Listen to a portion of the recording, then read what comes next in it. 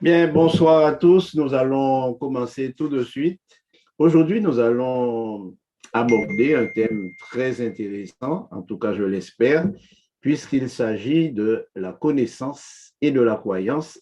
Et la problématique que nous présentera Franz Jusmet est la connaissance ennemie de la croyance, avec un point d'interrogation, bien entendu, puisque c'est une problématique qui est souvent débattue et nous voulons souhaiter la bienvenue à Franz et lui donner la parole tout de suite. Oui, bonjour à tous. Je vais partager mon écran. Merci, Pasteur Roger. Bonjour à tous mes camarades, tous mes collègues qui sont connectés aujourd'hui. Et nous allons en effet débattre de cette question.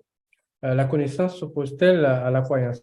Cette présentation commence par un petit jeu. Donc, si vous le souhaitez, vous pouvez prendre une feuille et un stylo. Le but sera d'associer deux verbes aux images qui vont suivre. Il y a le verbe croire et le verbe savoir. Et à chacune des images, on va essayer de déterminer qu'est-ce qu'on utiliserait comme verbe dans cette situation-là. Et à la fin, on verra à quoi pouvait servir ce jeu. Donc, déjà, on va commencer par la pensée. Diriez-vous, je sais que la pensée existe ou je crois que la pensée existe? L'image suivante concerne l'oxygène. Diriez-vous, je crois que l'oxygène existe ou je sais que l'oxygène existe? On va faire la même chose pour le soleil. Diriez-vous, je crois que le soleil existe ou je sais que le soleil existe? S'agissant maintenant du Père Noël, diriez-vous, je crois que le Père Noël existe ou je sais que le Père Noël existe? On continue. Le Big Bang. Diriez-vous, je crois que le Big Bang a eu lieu ou je sais que le Big Bang a eu lieu?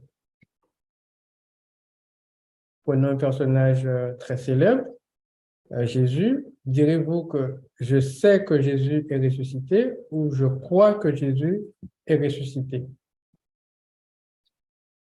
Donc, vous voyez, les différents verbes que nous avons utilisés permettent de se rendre compte que lorsqu'il s'agit d'une connaissance, d'un savoir, vous allez toujours utiliser le verbe je sais. Que l'objet soit un objet immatériel, quelque chose qui se sent, qui se voit ou autre, vous allez toujours utiliser le verbe savoir. La pensée, c'est quelque chose d'immatériel, mais vous savez qu'elle existe parce que vous pouvez l'expérimenter.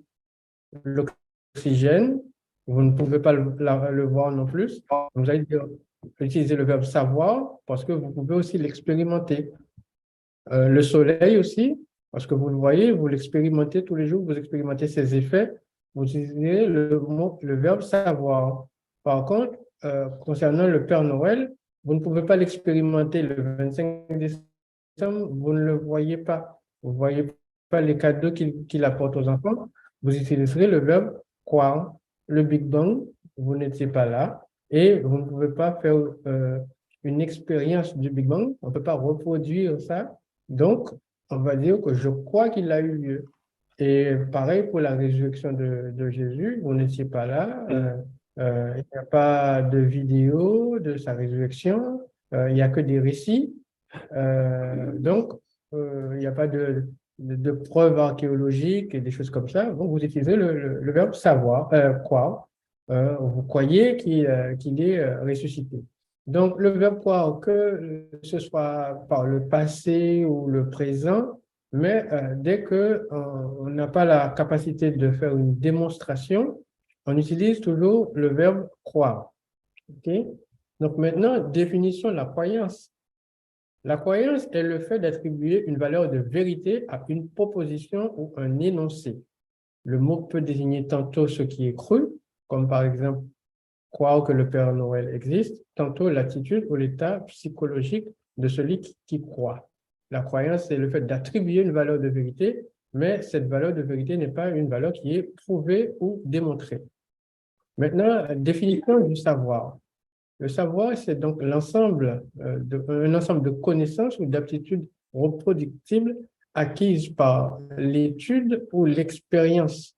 La véracité de ces connaissances peut être démontrée par une méthodologie scientifique éprouvée grâce aux matériaux laissés sur le site, par exemple l'archéologie, ou expérimentée en recréant les conditions nécessaires à la production de l'événement. Et donc, toute connaissance peut être remise en question lorsque on a une méthodologie plus complète pour démontrer que cette connaissance-là était infondée ou pour prouver encore plus sa réalité. Et donc, toute connaissance peut être remise en question, contrairement à la foi. Quand on a foi en quelque chose, les gens n'acceptent pas que leur foi soit remise en question parce que ils ont attribué une valeur de vérité qui est inaliénable à la croyance elle-même. Donc, on comprend que la croyance est intimement liée au doute parce que lorsqu'on a la connaissance, on n'utilise pas le verbe croire. Mais quand on utilise le verbe croire, c'est lorsqu'on n'a pas la capacité de vérifier ou de démontrer. Donc, il y a donc un doute, même si on ne le pense pas au départ, mais dès qu'on croit, c'est qu'il y a forcément un doute quelque part. Même si, au fond de soi, on est intimement convaincu que c'est vrai, mais au fond, le seul fait d'utiliser le verbe croire démontre par lui-même qu'au fond de soi, il y a un doute, parce qu'on n'a pas la capacité de faire une démonstration ou de faire une reproduction de l'événement. Celui qui croit et celui qui sait. La croyance étant le fait d'attribuer une valeur de vérité, aussi bizarre que cela puisse paraître, celui qui croit a plus de certitude que celui qui sait. Parce que celui qui sait, il peut remettre en doute son savoir, mais celui qui croit, comme il attribue une valeur de vérité absolue à sa croyance, donc il a donc plus de certitude que celui qui sait, même si intimement sa croyance est liée au doute. Donc je sais que c'est un peu compliqué, mais essayez de vous mettre un croyant face à vous, quel que soit ce que vous allez lui dire, en général, il va rester sur sa position parce que c'est pas qu'il fait exprès, c'est qu'il est intimement convaincu que ce qu'il croit est vrai. Alors que celui qui sait quelque chose, vous allez lui dire, voilà un autre chemin qui permet, ce chemin-là n'est pas forcément le plus court, hein. Il va vous écouter, il va étudier, il va regarder, il va expérimenter, il va dire, dans ce cas-là, il va mettre à jour sa connaissance. Le chemin qui était le plus court, qui était un savoir, il savait que ce chemin-là était le plus court, mais il va le remplacer par une nouvelle connaissance qui dit que le nouveau chemin le plus court, c'est celui-là. Donc, il a fait une mise à jour de sa connaissance, alors que celui qui croit ne fait pas de mise à jour de sa croyance parce que c'est une vérité absolue qui traverse le temps. Pourquoi est-ce que celui qui croit a plus de certitude que celui qui sait? Pour une raison simple, c'est que le cerveau a un impératif de performance. Lorsque vous souhaitez vous rendre d'un point à un autre, si vous voulez arriver vite, vous allez prendre le chemin, la ligne droite, d'accord, qui est à droite d'ailleurs, et le chemin qui est à gauche, qui est sinueux, vous allez l'éviter. Notre vie peut se résumer à une suite de prises de décision dans le cerveau. Et donc, le cerveau ayant un impératif de performance, parce que cette performance-là peut nous coûter la vie. C'est-à-dire que lorsque nous voyons un accident qui arrive, nous devons prendre une décision tout de suite. Soit nous sautons à gauche ou nous sautons à droite. Si nous devons prendre du temps à réfléchir, est-ce qu'il faut que je saute à gauche ou à droite? L'accident va nous arriver et on va perdre la vie. Que sauter à gauche ou à droite soit la bonne ou la mauvaise décision, ce n'est pas ce qui importe pour le cerveau. Ce qui importe pour le cerveau, c'est de prendre une décision. Après, il va corriger cette décision. Si sauter à gauche était une mauvaise décision, la prochaine fois, il sautera à droite. Mais au moins, il a agi rapidement. D'accord? Et il va donc se conditionner la prochaine fois pour prendre une décision qui est plus appropriée, mais son objectif, c'est d'être performant. Donc, c'est pour ça que lorsque on fait une erreur, eh ben, le cerveau va donc corriger cette erreur. Donc, il va faire grossir le réseau de neurones qui correspond à ce qu'il considère comme étant la bonne solution, la bonne décision, donc la vérité, entre guillemets. Et donc, plus ce réseau de neurones va grossir, eh bien, plus l'information va passer par ce chemin-là. C'est très important de comprendre le fonctionnement du cerveau pour comprendre la différence qu'il y a entre la connaissance et la croyance. La connaissance s'étudie, se remet en cause, mais la croyance s'inculque et s'inculque depuis petit et grâce à des répétitions. Par exemple, celui qui va à l'école pour apprendre, à un moment donné, l'école s'arrête. Cette personne-là, elle obtient un diplôme, donc elle arrête d'aller à l'école. Mais celui qui croit doit toujours répéter ce qu'elle sait. Pourquoi? Parce que si elle arrête de répéter, à un moment donné, le cerveau va se poser un certain nombre de questions, va remettre en cause cette croyance. Donc, pour que le réseau de neurones continue de grossir, pour qu'il ne maigrisse pas. Et donc, ce réseau de neurones-là étant gros, étant performant, donc lorsqu'on a une question sur la croyance, eh bien, le cerveau va prendre le réseau de neurones qui est le plus performant, donc qui correspond aux choses qu'on a apprises depuis petit et qu'on a répétées. Et c'est pour cela que, comme vous voyez ces deux groupes-là, vous aurez énormément de mal à faire un musulman devenir chrétien et vice-versa. Pas parce que le musulman n'est pas dans la vérité ou que le chrétien n'est pas dans la vérité, mais c'est que les deux groupes ayant appris depuis petit ce qu'ils savent, bien sûr, vous trouverez toujours des exceptions. Hein. Vous allez trouver un musulman qui devient chrétien ou un chrétien qui devient musulman. Mais dans la majorité des cas, chacun restera dans sa croyance parce que le réseau de neurones, il a atteint une taille et il est continuellement alimenté. Et donc, de bonne foi, le musulman trouvera qu'il est dans la bonne voie et le chrétien trouvera qu'il est lui aussi dans la bonne voie. Sur ce tableau, vous voyez le classement des pays selon leur niveau d'instruction. On a par exemple le Canada, les États-Unis, l'Europe ici. Donc, ce sont des pays qui ont un haut niveau d'instruction. Et les pays qui ont le plus faible niveau d'instruction se situent sur le continent africain et en Asie. Aussi bizarre que cela puisse paraître, il y a un lien étroit entre le niveau d'instruction et le taux de croyants qu'il y a dans la population. Les pays qui ont le plus haut niveau d'instruction sont les pays qui ont le plus faible taux de croyants. Et les pays qui ont évidemment le plus bas taux d'instruction ont le plus haut taux de croyance. On le voit bien, c'est matérialisé là. Les Antilles, l'Amérique du Sud, l'Afrique, l'Asie. On pourrait dire que c'est un hasard, mais sur plus de 220 pays, il n'y a plus de place au hasard. Il y a donc un lien étroit entre le niveau d'instruction et la croyance. Donc, on peut faire une conclusion sur ça, que les pays qui ont la plus forte population d'Africains ou d'Afro-descendants sont les pays les moins instruits, les plus croyants et aussi les plus pauvres. Il faut aussi le savoir. Donc, la connaissance remplace la croyance. Si les extraterrestres avaient débarqué sur Terre, plus personne ne croirait aux extraterrestres parce que tous apprendraient à les connaître. Et le fait de connaître les extraterrestres, on ne dirait plus « je crois aux extraterrestres », on dirait « je sais que les extraterrestres existent », tout comme on dit « je sais que les Africains existent, je sais que les Européens existent, je sais que les Asiatiques existent ».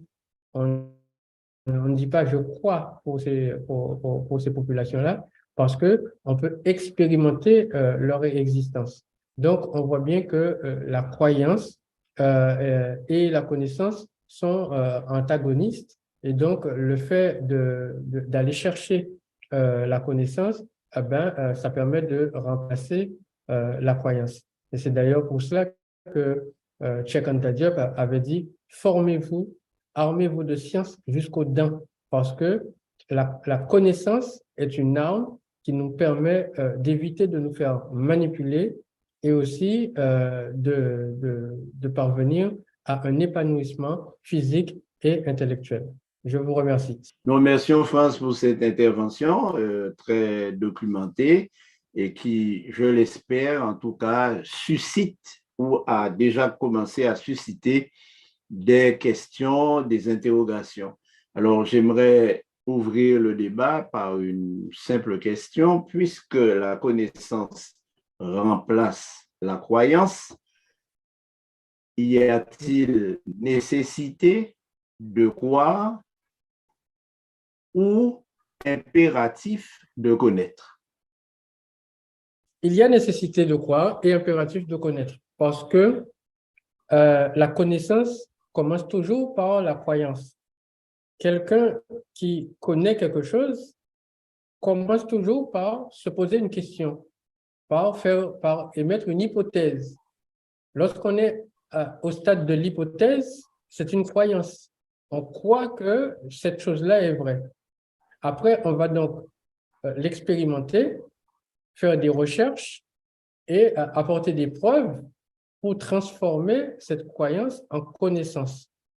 Mais tant qu'on ne peut pas la transformer en connaissance, ça reste une croyance. Donc, la croyance n'est pas quelque chose de mauvais. Elle est un premier pas qui doit mener vers la connaissance. Sauf que si on s'arrête à la croyance, eh ben, c'est comme si moi, je fais une hypothèse et que je ne vais pas plus loin. J'émets l'hypothèse que le soleil va disparaître dans 3 jours. Je peux arriver à convaincre 10, 20, 200 personnes avec ça. Mais ça ne veut pas dire que ce que je dis là, c'est quelque chose de solide, parce que je n'ai pas fait d'expérience, je n'ai pas fait d'études, je n'ai pas montré que le soleil a un carburant qui sera terminé dans 3 jours, je n'ai rien montré de valide. Donc la croyance, c'est une première étape, mais elle doit être sanctionnée par des études, une expérimentation qui vont la valider. Alors, pour aujourd'hui, Pasteur Roger, je remercie Franck pour cette superbe présentation. Effectivement, il y a 2 questions qui se présentent de la part de nos internautes que nous saluons très chaleureusement sur YouTube et sur le chat. Alors, première question de Charles. Si je comprends bien ce que vous dites, donc cela s'adresse bien sûr à notre ami qui vient de faire sa présentation, la connaissance est-elle davantage liée au savoir ou à la croyance? Oui, oui, la connaissance est liée au savoir, parce que comme on l'a dit, hein, le savoir, le savoir est un ensemble de connaissances hein, qui ont fait l'objet d'études, d'expérimentations qui les ont transformées en connaissances. Donc, au départ, c'était des doutes, des hypothèses, des croyances et que l'on a expérimenté, sur lesquelles on a fait des études approfondies et que l'on peut, qui entrent dans le champ de la connaissance. Alors que la croyance ne fait pas l'objet de démonstrations, ne fait pas l'objet de reproductibilité. Si on croit que les extraterrestres existent, on ne peut pas reproduire un événement avec les extraterrestres parce que ça n'a jamais eu lieu. Ça reste du domaine du concept intellectuel, mais qui ne peut pas se matérialiser par une expérimentation. Oui, alors, étant donné que les expériences qui se font ne sont pas toutes exhaustives ni définitives, on pourrait aussi se poser la question, Franz, est-ce que la connaissance est une fin en soi par rapport à la croyance, ou est-ce qu'il y a une part de croyance dans la connaissance acquise qui permet de prolonger l'expérimentation?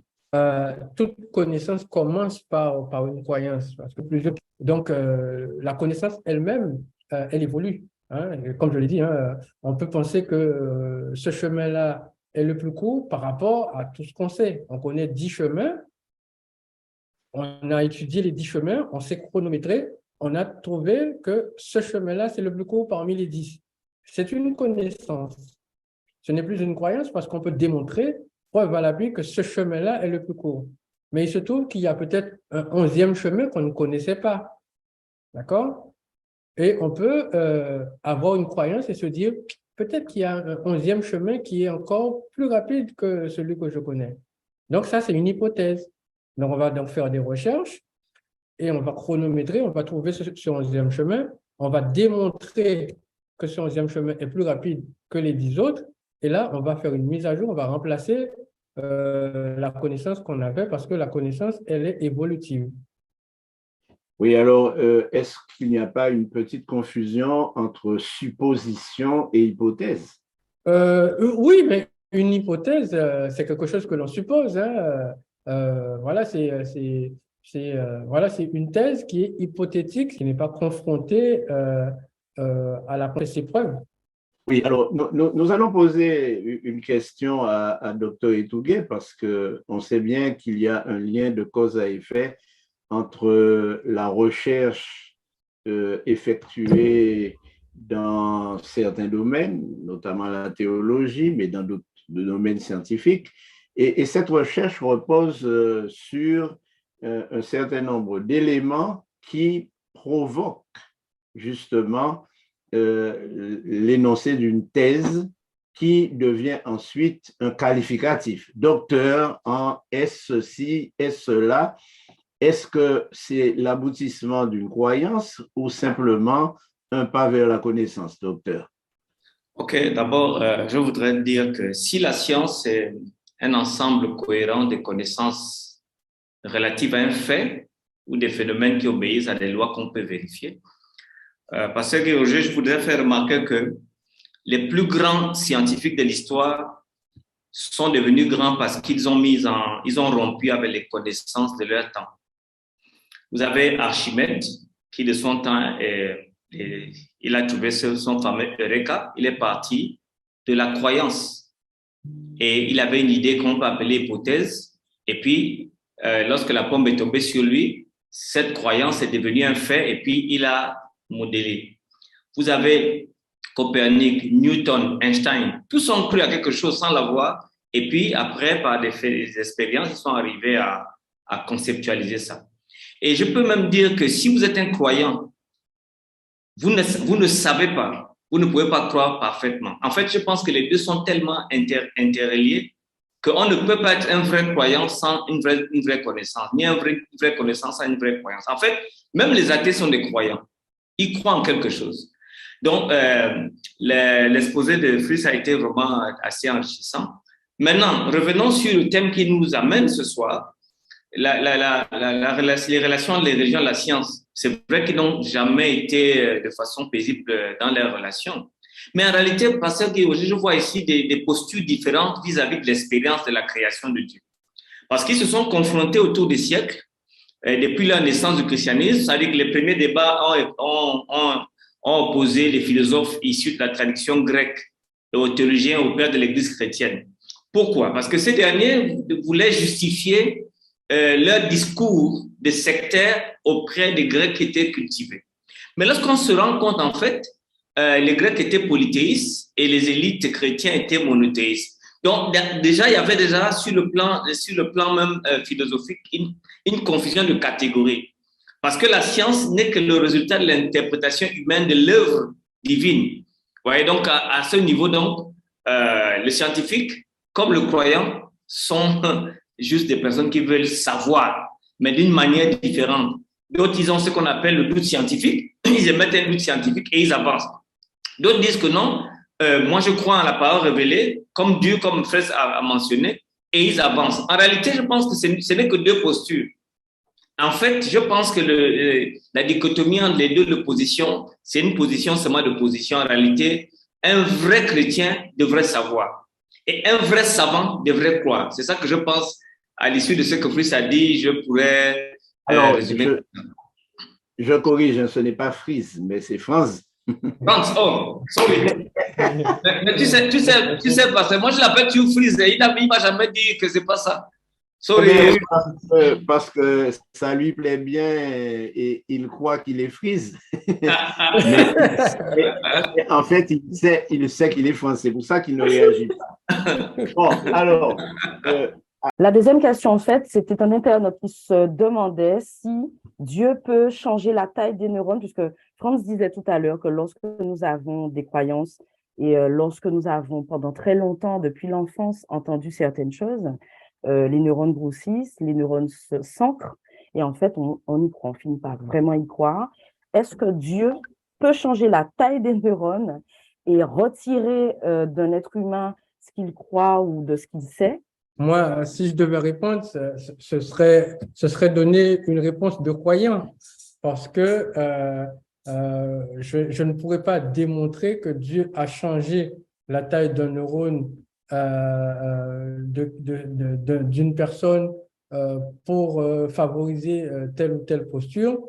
Et donc, ce serait une réponse d'un croyant qui répondrait par rapport à ce qui lui a été inculqué, qui est que Dieu est tout-puissant, donc en partant de là, il peut tout faire. Donc, ce serait le restreindre que de dire qu'il ne peut pas changer la taille d'un neurone.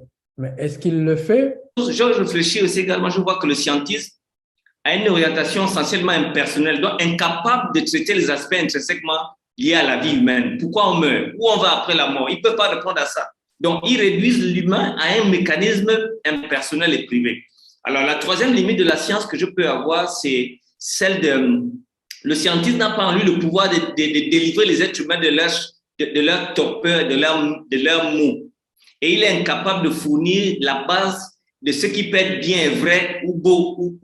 Donc, à cause de ça, donc, je pense que la croyance a des limites, mais également la science a des limites. Dans ce cadre-là, je pense qu'il faudrait qu'il y ait une discussion d'ensemble, que les deux puissent gagner l'un de l'autre. L'idée serait que lorsque l'on connaît, c'est ce que dit Franz, on ne croit plus en la même chose, en fait. Si j'ai bien compris, Franz, hein, quand on connaît, si on rencontre un extraterrestre, on arrête de croire qu'il existe parce qu'on peut maintenant vérifier qu'il existe. Mais alors, le problème, il est complexe dans la mesure où ce que nous croyons est souvent mis à mal par ce que nous connaissons. Et ce que nous connaissons n'est pas toujours satisfaisant par rapport à ce que nous croyons. Parce qu'il y a une espèce de satisfaction dans la croyance que la connaissance ne donne pas. Puisque apparemment, selon ce que j'ai entendu tout à l'heure, la connaissance remplace la croyance. Et à partir du moment où elle remplace la croyance, elle la détruit, elle l'élimine. Et on se pose la question, y a-t-il une part de croyance vitale dans la connaissance ou pas? Il faut sectoriser la connaissance, c'est-à-dire que la connaissance est sur un sujet, un domaine bien précis. Par exemple, la connaissance sur le soleil. Mais il ne faut pas penser que la connaissance englobe toute chose. Et c'est pour ça qu'elle a des limites. La science a pour but, la science n'a pas pour but de rendre les gens heureux. La science a pour deux objectifs, c'est de produire des données et des connaissances. C'est tout. Donc, si on attend que la science nous rend heureux, eh ben, on fait fausse route. Je voulais dire, France, en fait, si la connaissance est un ensemble de choses connues du savoir, alors ces informations doivent être intégrées dans un système d'intelligence, par exemple. C'est la raison pour laquelle entre un Newton et Einstein, les deux avaient des connaissances, mais intégrées dans des modèles différents. Ceux qui avaient la connaissance, tu vois, qui avaient la connaissance au temps de Newton sont devenus des ignorants au temps d'Einstein. Mais finalement, qui avait la connaissance? Mais justement, c'est ce que je dis. La connaissance, elle se met à jour.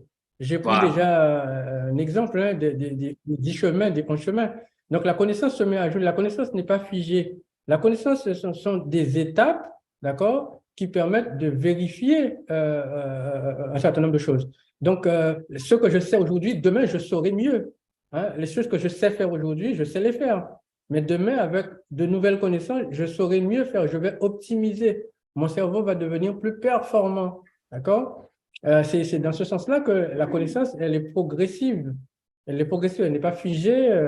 Newton, comme tu as pris l'exemple de Newton, même Einstein, aujourd'hui, il se fait dépasser par les découvertes qu'on fait sur la physique quantique. Mais par exemple, prends l'exemple d'une personne scientifique qui croit qu'il existe d'autres mondes. La Bible nous semble nous dire qu'il existe d'autres mondes, d'autres êtres créés. Je n'ai même pas besoin de la science pour cela.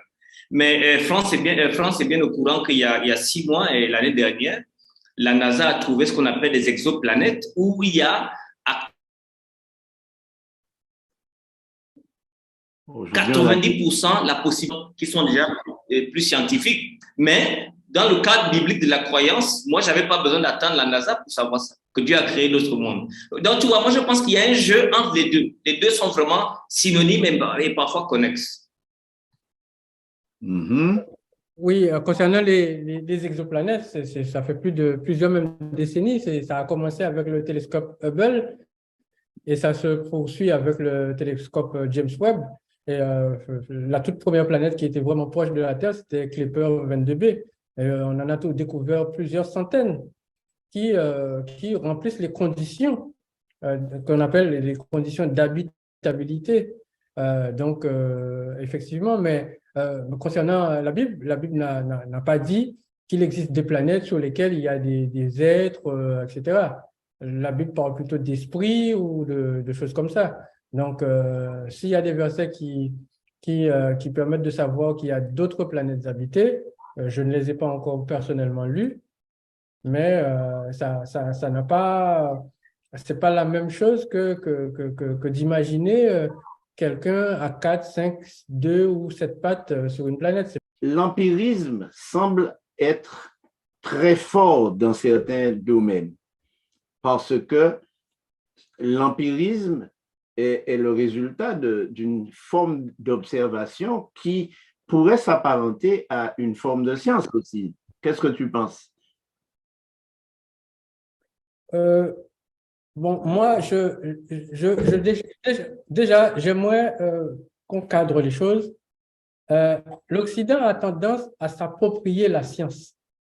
Et aujourd'hui, on a l'habitude de penser que quelque chose qui ne cadre pas dans la façon occidentale de concevoir la science n'est pas scientifique. Moi, ma considération va beaucoup plus loin parce que les Occidentaux ne sont pas capables, d'un point de vue scientifique, d'expliquer comment on a fait, par exemple, pour mettre en place le calendrier d'Adam. Ce sont des pierres de 30 mètres de haut, de plus de 5 tonnes chacune, qui permettent, jusqu'à aujourd'hui, de lire l'heure, le mois, l'année et l'ère. L-E, accent grave, R-E. C'est-à-dire pour savoir si on est dans l'ère du poisson, l'ère du Verseau, etc. Jusqu'au jour d'aujourd'hui, nous n'avons pas les moyens techniques pour transporter ces pierres. Ce n'est pas parce que c'est impossible avec les moyens que l'on a aujourd'hui que ça l'a été dans le passé.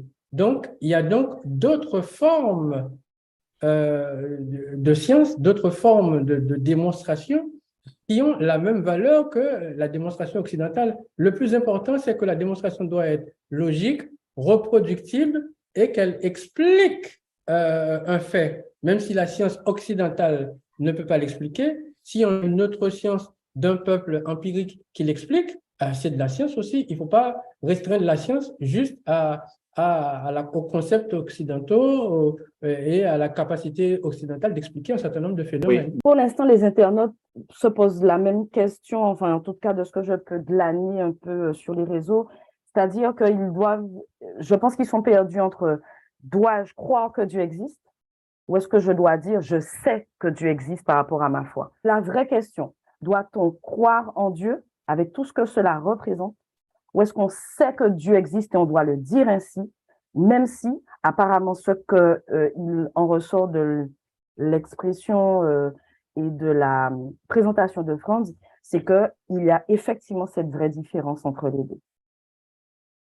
Moi, avant, je croyais que Dieu existe.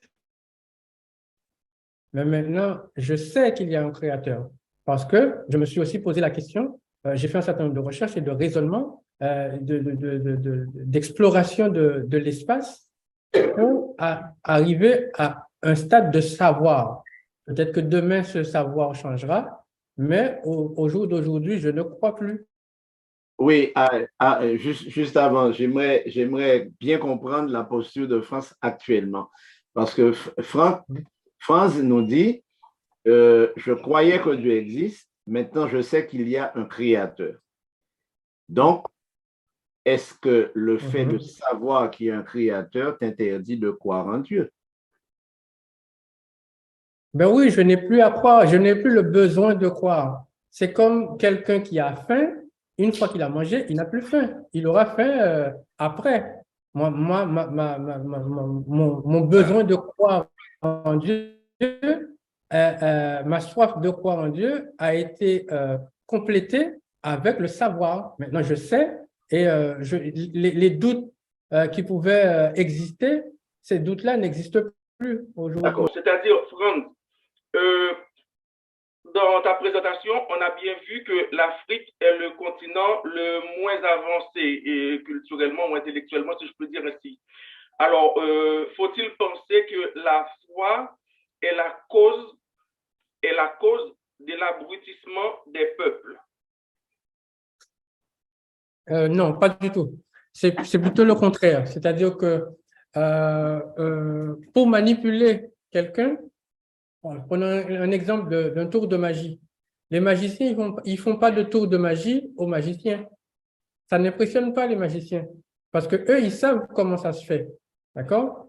Mais ceux qui sont impressionnés sont ceux qui ne savent pas. Ils n'ont pas la connaissance de comment ça se fait. Donc, quand on leur fait un tour de magie, ils y croient et ils sont impressionnés. Donc, c'est le faible niveau d'instruction qui permet de croire en toutes sortes de choses parce qu'on n'a pas suffisamment de connaissances pour savoir si ça, c'est bien ou si ça, c'est pas bien. Si vous regardez, vous cherchez carte des religions en Afrique, vous allez voir que le sud est musulman, le nord est musulman et le sud est chrétien. Et ça fait 400 ans que c'est comme ça. Et les deux ne s'entendent pas. Mais il n'y a pas de deux vérités. Si la vérité, la bonne croyance, c'était la croyance des chrétiens, ça fait un moment que les musulmans, ils entendent parler. Ils se seraient convertis au christianisme. Si la bonne croyance était la croyance des musulmans, ça fait un moment que le Sud se serait converti à l'islam. Et pourtant, ce n'est pas le cas. Chacun reste dans sa croyance. Et puis, France, pour ajouter, excuse-moi, je te coupe à la parole. Les premières universités dans le monde étaient des universités, par exemple, chrétiennes. Yale, Harvard, et ainsi de suite. Ça veut dire que réellement, la foi n'est pas contre le cognitif. C'est dans les siècles des Lumières que c'est là où il y a eu une embrouille qui s'est passée là. Je ne sais pas, peut-être qu'il faudrait qu'on présente ça. Mais avant, les deux coexistaient. La plupart des grands scientifiques jusqu'au 19e siècle étaient croyants, soit musulmans, soit chrétiens. Donc, oui. En fait, quand on vit dans un monde où tout est chrétien, c'est normal que les universités soient chrétiennes. À l'époque, le christianisme dominait le monde. D'accord? Donc, c'est pour ça que c'était des universités chrétiennes. D'accord? Pour l'islam, c'est pareil. Hein? C'est l'islam qui fait, au niveau technologie, c'est l'islam, instruction, oui. l'islam. Avec Averroès, des grands mathématiciens. Tout ça, tu as raison, c'est pas. Oui. Oui. Non, mais c'est comme je le disais, le niveau d'instruction et la croyance, c'est pas quelque chose qui se définit de manière instantanée. La France était un pays catholique à quasiment 100%. Ce n'est pas hier que l'instruction a commencé en Europe. Ça a pris énormément de temps, plusieurs générations, pour que le taux de croyants diminue en Occident. Quand on est croyant, on le transmet à son enfant. L'enfant qui a un meilleur niveau d'instruction que soi va se poser un certain nombre de questions. Et le fait qu'on ne devient plus croyant, c'est qu'on a des questions qui n'ont pas de réponse, des questions auxquelles la foi ne répond pas. Quand je demande, par exemple, où sont les écrits de l'apôtre Matthieu, Luc, etc., la foi ne peut pas me répondre à cette question. Quand je vois qu'il y a des papyrus qui datent de 4000 ans, 5000 ans, alors que je demande un écrit de 2000 ans et que personne ne peut me le donner, la foi ne peut pas répondre à cette question. Est-ce qu'on pourrait parler de connaissance et de croyance lorsqu'on parle d'un animal? On parle d'instinct pour un animal. Tandis que pour l'homme, il y a ces deux notions qui interviennent régulièrement. Je crois, je sais, je comprends, j'agis. Tandis que l'animal, de manière automatique, réagit à son environnement et la science nous dit que c'est par instinct, donc s'inscrit dans ses gènes, etc., etc. Alors, le croyant serait-il un animal pensant? C'est la question à laquelle j'aimerais qu'on réponde avant que nous terminions. Serait-il un animal pensant ou tout simplement un connaisseur de son ignorance, par exemple? Puis-je prendre la parole? Absolument. Oui. Par contre, moi, j'ai beaucoup de difficultés à catégoriser les animaux comme le font les Occidentaux. Parce qu'il y a 400 ans, on nous avait catégorisé, nous Noirs, comme étant des animaux qui n'avions pas d'âme, qui n'avions pas un certain nombre de facultés qui étaient réservées aux personnes de type leucoderne. D'accord? Et donc, aujourd'hui, mon ignorance du règne animal ne me permet pas de dire que les animaux ne croient pas, qu'ils ne pensent pas, qu'ils n'étudient pas, qu'ils ne progressent pas et qu'ils n'ont pas de nouvelles connaissances. Lorsque on étudie, on voit que les chiens, ils savent très bien qu'est-ce qu'il faut consommer lorsqu'ils ont des vers. On me dit que ça, c'est un instinct. Je dis d'accord, mais moi, je sais qu'est-ce que je dois boire quand j'ai soif.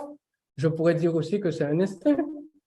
Je sais quand j'ai mal à la tête que je dois prendre, qu'est-ce que je dois prendre comme médicament. On pourrait dire aussi que c'est un instinct, mais on a toujours cette habitude de dénigrer l'autre espèce qui nous est tellement différente. On ne veut pas lui donner accès au même statut que nous et de ce fait, on lui affuble des adjectifs différents pour la même activité.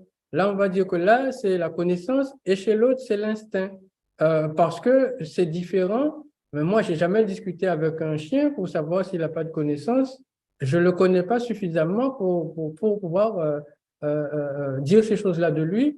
Donc, moi, je préfère apprendre à le connaître et le jour où je le connaîtrai totalement, tout comme maintenant que la population blanche connaît les Noirs, et ils sont unanimes pour dire que nous ne sommes pas différents, que nous avons les mêmes aptitudes cognitives que.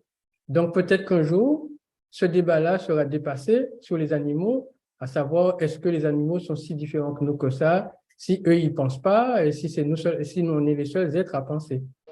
Alors, pour l'instant, pas de questions nouvelles, juste une remarque. Les internautes voudraient savoir si toutes les informations que Franz a partagées avec nous quelles sont ses sources en fait? Est-ce qu'il pourrait trouver ces informations quelque part ou lire et se documenter sur cette question? Et puis, j'ai eu une réflexion. C'est une personne qui demandait justement concernant les neurones. On dit communément, et dans la science et aussi dans la science médicale, que les neurones, on peut en fabriquer. Aujourd'hui, on a découvert qu'on peut en fabriquer tout au long de la vie. Est-ce que cela veut dire que Dieu nous donne la capacité de nous réinventer et de réinventer nos connaissances? Voilà. Deux questions intéressantes, Franz. Oui, absolument. Je pourrais partager mes sources. Les intéressés vont écrire à Laurence et elle me transmettra leur adresse et je leur enverrai volontiers les sources. Et concernant les réseaux de neurones, effectivement, justement, c'est l'informatique qui m'a amené à étudier le cerveau humain parce que dans l'intelligence artificielle, on étudie les réseaux de neurones. Les réseaux de neurones se créent, hein, comme des réseaux téléphoniques, des réseaux informatiques, ça se crée dans notre cerveau. On peut les consolider et donc par des exercices, des choses comme ça. Donc, c'est tout à fait possible donc, de créer de nouveaux réseaux de neurones. Quand vous apprenez une nouvelle activité, automatiquement un nouveau réseau de neurones qui se crée. Si vous apprenez un nouvel instrument, une nouvelle langue, vous créez un nouveau réseau de neurones parce que le cerveau aura besoin de performance et pour qu'il soit performant dans la nouvelle activité, il lui faut un réseau de neurones fort et donc, quel que soit l'âge, on peut créer de nouveaux réseaux et les consolider.